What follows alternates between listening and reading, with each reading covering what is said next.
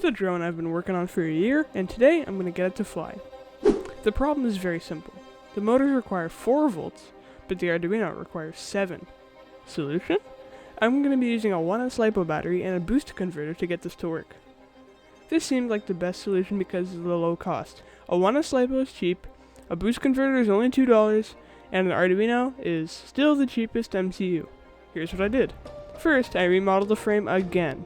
I stopped worrying about easy printing and durability and solely focused on getting it to hold the motors and PCB. This approach seemed to work, as it looks clean and it's incredibly light. For the PCB, I wanted it to be useful for all future designs. To do this, I added ways to connect to all the important Arduino pins and made the motor soldering super simple.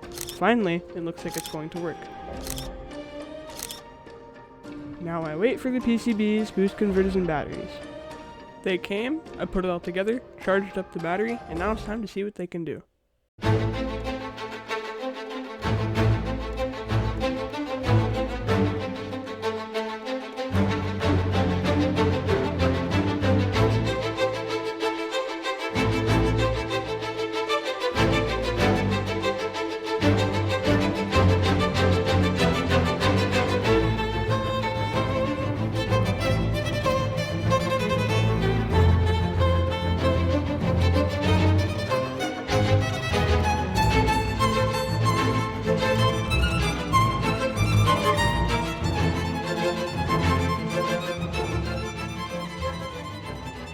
As you can see, it's pretty good. I have no idea what I'm going to say. Why did I even start this recording? Results. As for the results, it's pretty good. The drone is able to produce 30 grams of thrust. If you know anything about drones and the weight of the drone, you'd know that's way too low, but it's a good start. By measuring the voltage going into the motor drivers is about 4 volts, but the voltage coming out is only 1.2. I traced the problem to the motor drivers.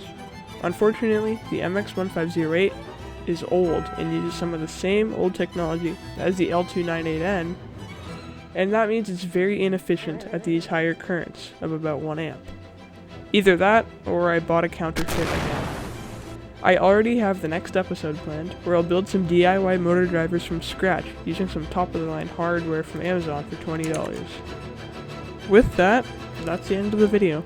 Please subscribe because this video actually took a lot of time to make.